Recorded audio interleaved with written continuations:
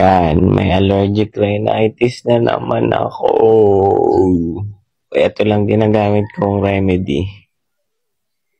Hong Tai Herbal Inhaler from Thailand. Mabawasan yung pangangati ng ilong ko dahil sa allergic rhinitis. Pwede rin to sa mga may vertigo. Wala akong boses, pasensya na. Tsaka sa mga mahihiluhin. Yan. Kaya pag hinihingal ka, baradong ilong mo. Oh. Kita nyo yung loob niyan. Herbal yan.